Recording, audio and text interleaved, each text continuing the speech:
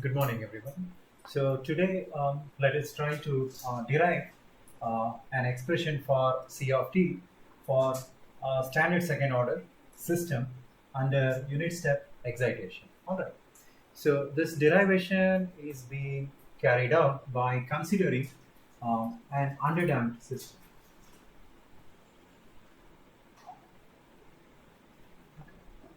So we have considered an underdamped system in the sense the value of zeta is greater than 0 but less than 1. Okay. So for critical damping, that is zeta is equal to 1, and for overdamped case, that is zeta greater than 1, okay, one can use the conventional partial fraction method to get C of t expression, which is nothing but the response in time domain. Okay. Only in underdamped system case, the closed loop poles S1, 2, they are kind of minus A plus or minus IB form. Okay. So underdamped case is most challenging. That's the reason only underdamped case is discussed over here. Okay. Critical damping and overdamping case can be handled while solving the numeric case. All right. Fine. Okay. So let's go ahead with the derivations. Fine. So unit step response, hence let us consider the forcing function R of s is equal to 1 by s, where amplitude of the input is 1. And the standard form of the second order function is given as C of s by R of s is equal to omega n square divided by s square plus 2 zeta omega ns plus omega n square. Okay. Let us put zeta omega n is equal to alpha. Okay. So when we put zeta omega n is equal to alpha, we get the transfer function as omega n square divided by s square plus 2 alpha into s plus omega n square. Alright. And also let us define omega d. So omega d is defined as the damped frequency of oscillations, which is omega n into under root 1 minus zeta square. Okay. So these two we have defined in prior. Alright. Next, let us find C of s. So C of s is nothing but R of s, right? You are going to cross multiply the transfer function with R of s. So R of s is 1 by s, so we can directly substitute. So this becomes omega n square in the numerator, and in the denominator it is s into s square plus 2 alpha s plus omega n square. Okay.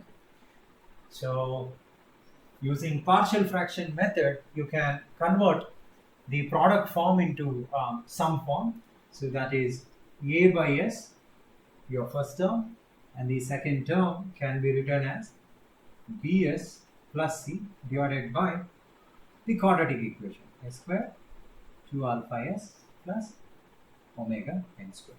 Okay. So you can take out the LCM. Okay. That is omega n square divided by s into s square plus 2 alpha s plus omega n square is equal to, I'll take out the LCM, it is s into the quadratic equation divided by a into the quadratic equation plus bs plus c into s. Once you are done with the LCM, you can expand the numerator of the right hand side term. So you can write omega n square divided by denominator.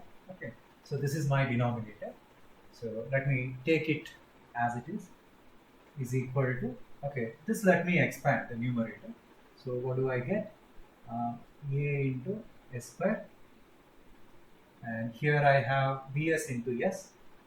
So I can directly write a plus b into s square plus, here I have 2 alpha a into s, and here I have c into s. So I can take s as the common factor, and I can write 2 alpha a plus c into s. Correct.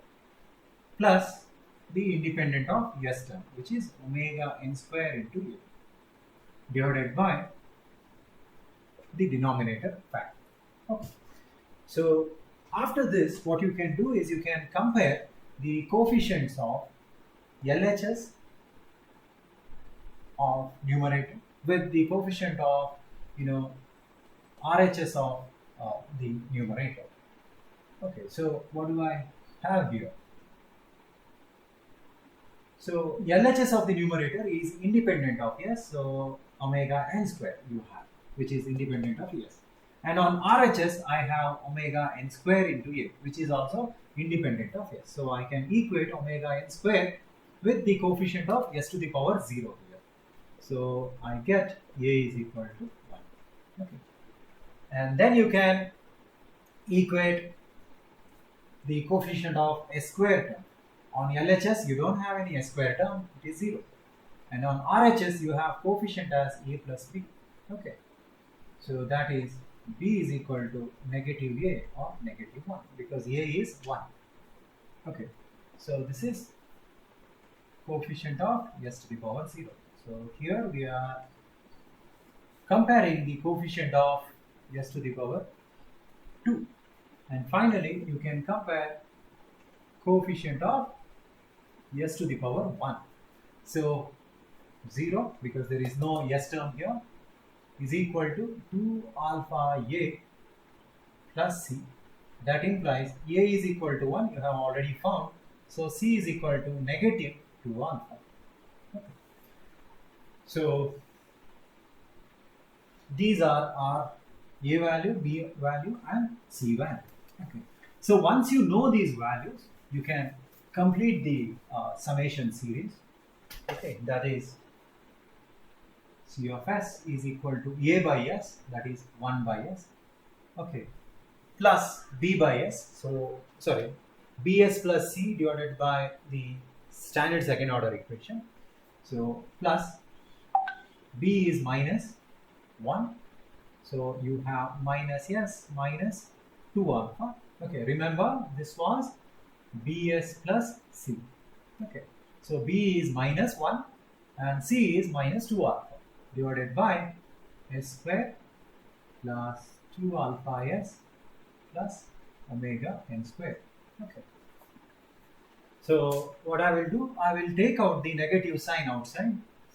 Okay, so I can write 1 by s plus s plus 2 alpha divided by s square plus 2 alpha s. And here itself, let me adjust the denominator by adding and subtracting alpha square. So here I will add alpha square, and then I'll write omega n square. And here I'm going to subtract alpha square. So mathematically, no change has been done in the denominator, because this alpha square is going to cancel out with the negative alpha square. Right? By doing so, what I can write in place of s square plus 2 alpha s plus alpha square as s plus alpha the whole square. Okay, so that it helps me in finding out the standard Laplace transform. All right. So collating all these information, I would get c of s as 1 plus s plus, and this numerator I'm going to expand. You can see how am I going to do it. So s plus alpha I will take in the numerator, and in the denominator let me write s plus alpha the whole square. Okay. Plus I have this term omega n square minus alpha square. Let us see. This term gives what result. Okay. So I can write omega n square minus alpha square as omega n square minus alpha. What did we take alpha in the beginning? We took alpha as zeta omega n, and the square. Okay. So we can square zeta omega n. So I get omega n square minus zeta square omega n square, or if I keep omega n square outside, I'll get 1 minus zeta square, which is nothing but omega d square. Right? We defined omega d as omega n into 1 minus zeta square. Okay. So when you square omega d, you get omega d square, and on the right hand side you will have omega n square into 1 minus zeta square. So this under root sign gets epsilon. So I can substitute omega n square minus alpha square with omega d square. Alright. So this I will erase. Plus, here I will keep alpha, and the denominator I am going to repeat. Again.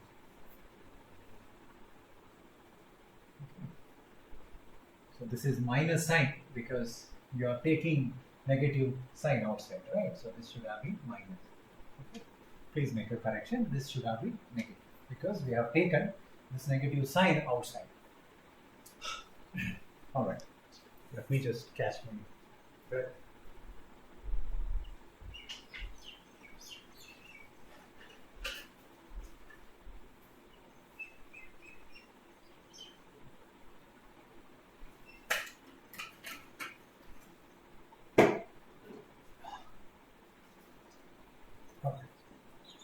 So if you take out LCM, you will get s plus 2 alpha in the numerator.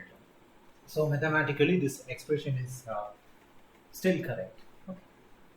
Now, in the second term, what I will do, I will write it as, not the second term, third term, 1 by s minus, this I will keep it as it is, s plus alpha divided by s plus alpha the whole square plus omega d square, plus, observe carefully, what I will do, I will multiply and divide with omega d.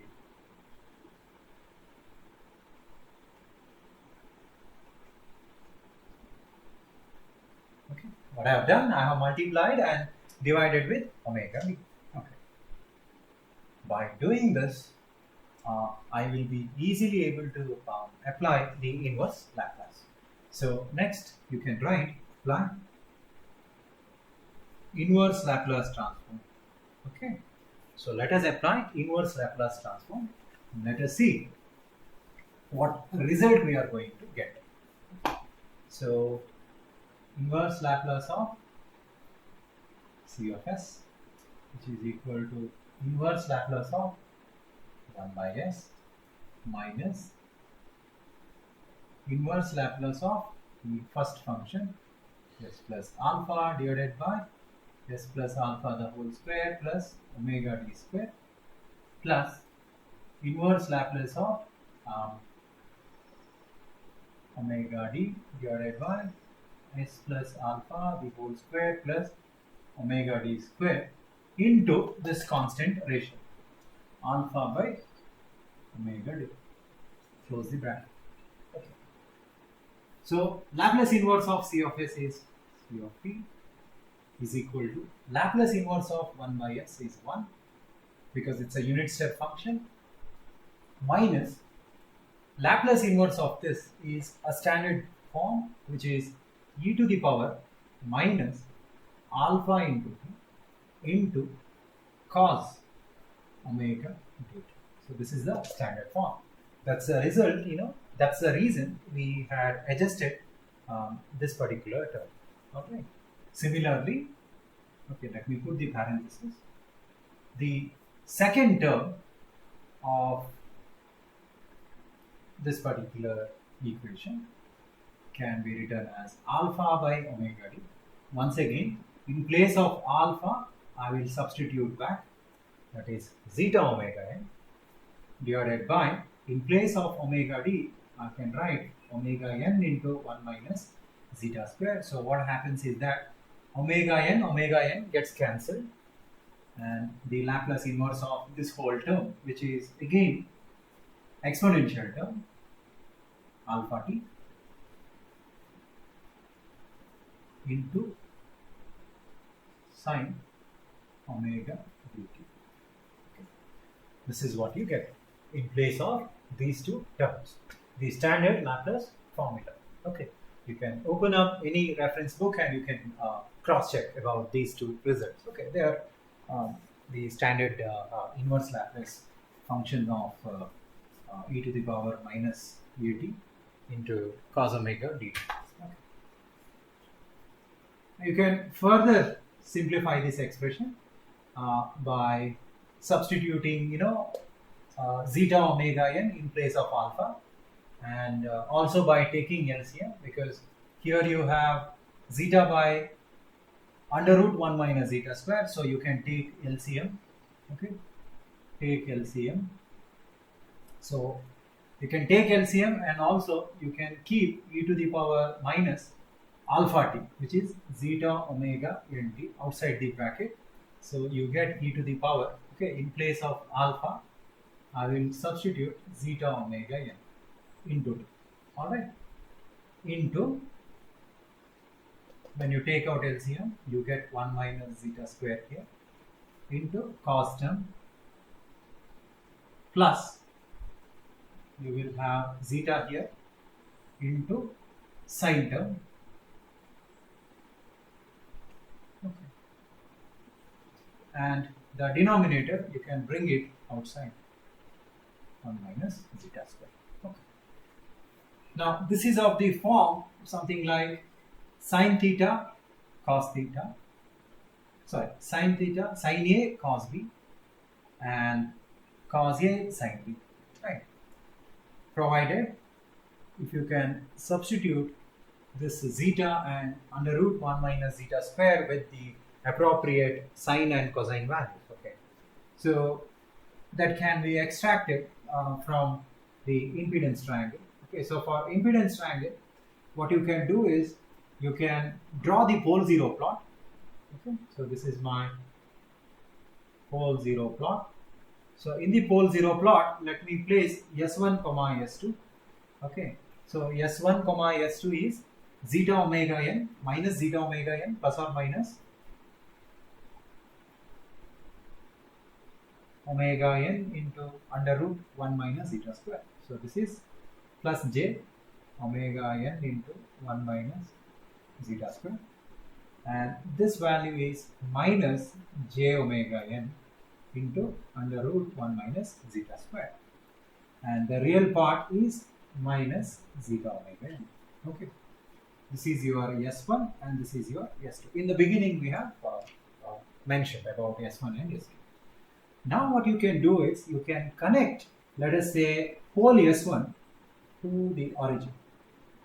By doing so, you can measure this angle theta. So this is your opposite side, okay, and this is your adjacent side, and this is your hypotenuse. Okay. So if you, okay, this is say O, B and A, so OAB. So from the right angle triangle OAB, you can find the hypotenuse as AB square. Okay, so it is under root AB square plus OA square, which is equal to AB square. What do we have along AB? We have omega n into under root 1 minus zeta square. So you are supposed to square this term. So you will have omega n square. I will open up the bracket so that it helps me in simplification. So it is omega n square minus omega n square into zeta square. Okay, plus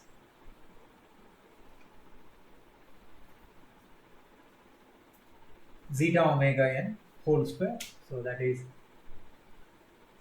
zeta square omega n square. So this term and this term gets cancelled. So you are left with under root omega n square, or hypotenuse is equal to omega n. So this hypotenuse is omega n. Okay.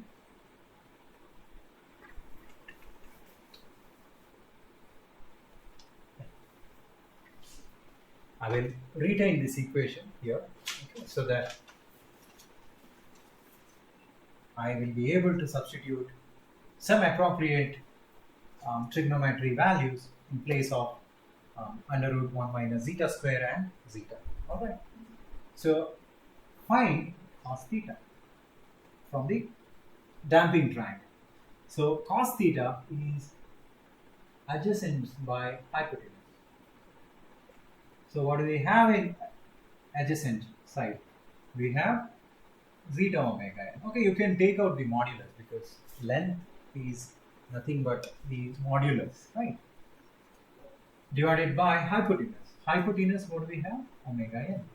So basically you will get cos theta as zeta.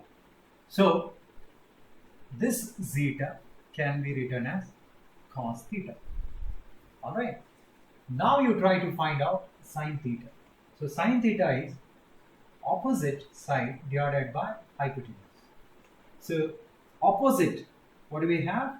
Omega n into 1 minus zeta square divided by hypotenuse is omega n. So omega n gets cancelled and you are left with under root 1 minus zeta square. So in place of under root 1 minus zeta square, okay, you can substitute sin theta. Okay. So by substituting sin theta and cos theta in place of under root 1 minus zeta square and zeta, we get the step response of a standard second order function. So C of t is equal to 1 minus exponential term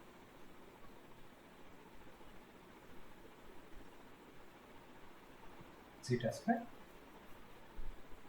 into, okay, you can see here sin theta, or sorry, sin A cos B, cos A sin B.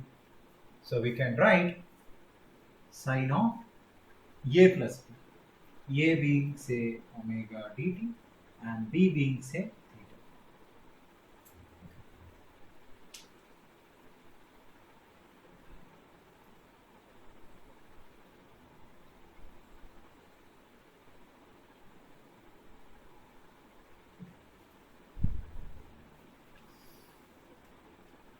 So this is my unit step response.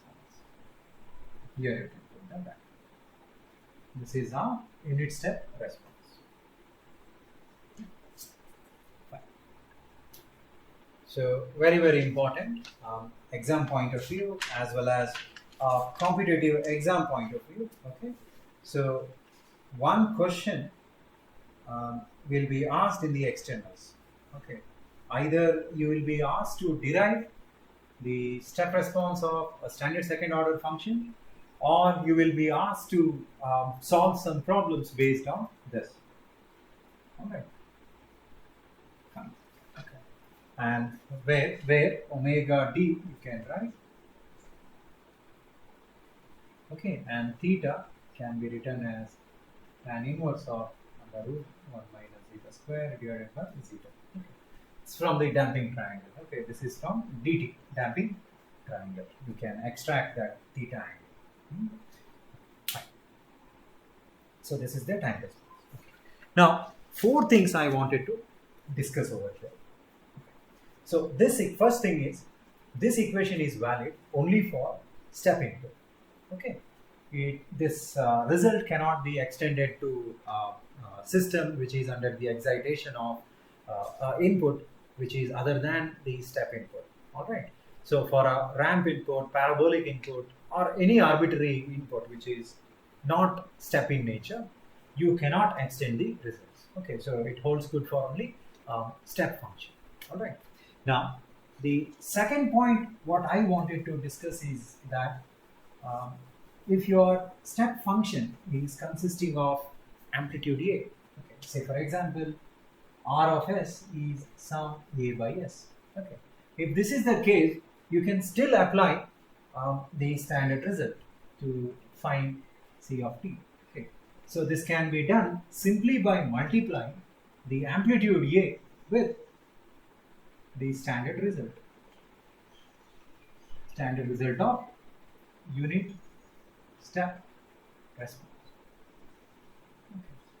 That is 1 minus e to the power minus zeta omega nt divided by zeta square into sine of omega dt plus theta. Okay. So this is basically called as the scaling theorem. The output gets scaled up by a factor of A. Okay, so this is the second point. Third point is something like this. Let's say C of S by R of S is a second order function, which is under the excitation of R of S is equal to say 1 by S unit step function. But in the transfer function, instead of omega n square in the numerator, if we have k term, some gain k, if we have, let's say you have a transfer function of this kind, then what you can do is you can still apply the results of standard response of a unit step function by adjusting the transfer function. Okay, so you can adjust the transfer function something like this. You multiply and divide the transfer function by omega n square. So by doing so, what you can get is the standard function, right? The standard function. Okay. So this is my standard second order function. Okay, getting multiplied by k divided by omega n square. So in this case, your output C of t becomes k divided by omega n square times the standard result. So k divided by omega n square into the standard result. So standard result of unit step response of second order. That is the third point. Okay. So if the transfer function is not expressed in standard form, you force the transfer function to be there in the standard form by using this technique. Okay. And your output simply gets multiplied by k divided by omega n square. Okay. So that's the third point what I wanted to discuss. Okay.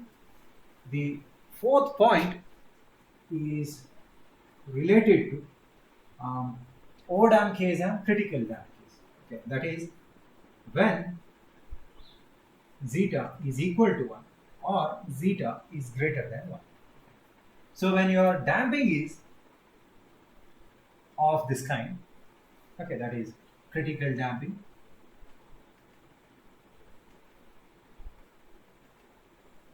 and overdamped.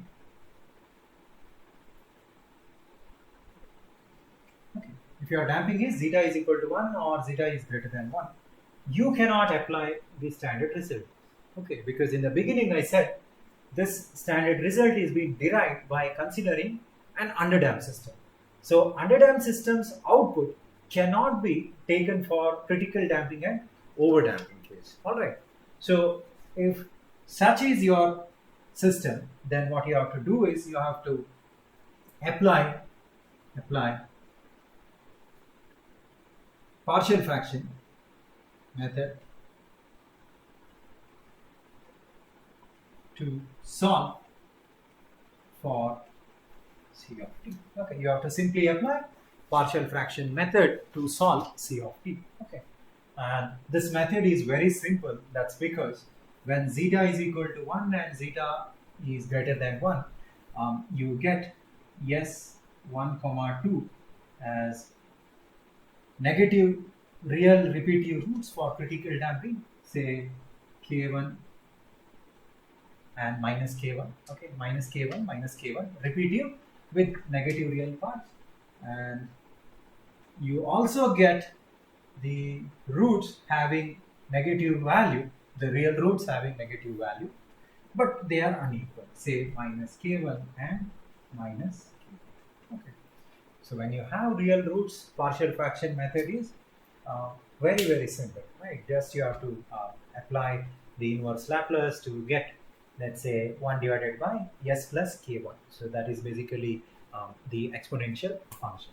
All right. So that concludes the unit step response of standard second order system. All right. So if you have any doubts, you can ping me separately, or you can even discuss it in Google Classroom. All right. Uh, Thank you so much.